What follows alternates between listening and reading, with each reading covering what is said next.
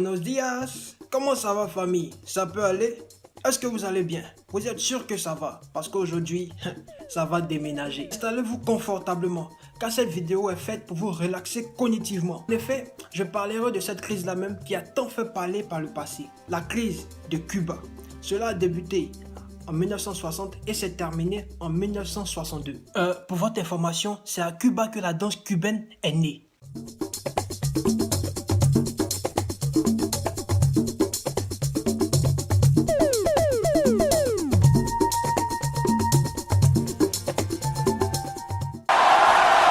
Vous faire rire? Ok, riez.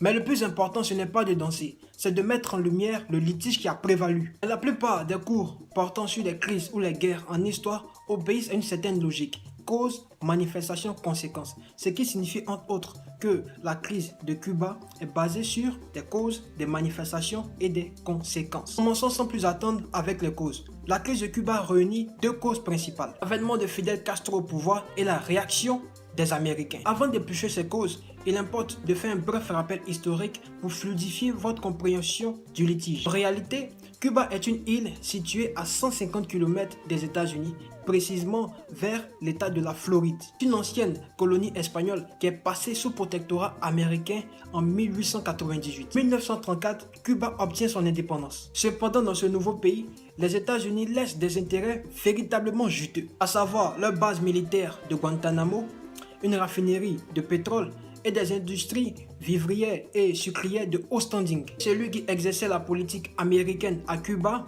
un peu comme un préfet d'ailleurs, n'était rien d'autre que Fulgencio Batista.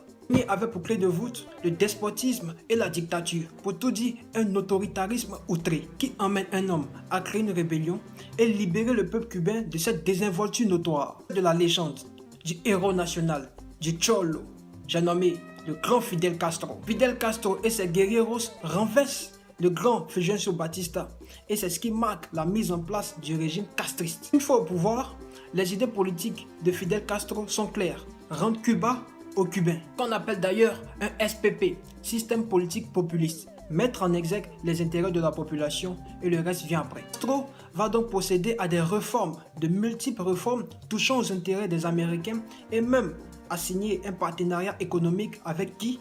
Je dis bien qui? L'URSS. Face à toute cette gymnastique, les Américains ne resteront pas indifférents. Ils réagiront. Et c'est ce qui constitue d'ailleurs notre deuxième cause.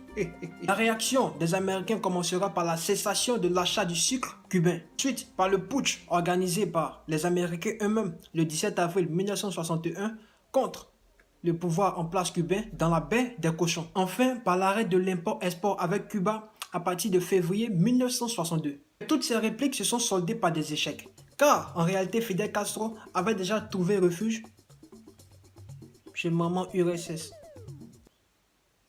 Il est maintenant l'heure de passer aux manifestations. Le monde au bord du gouffre.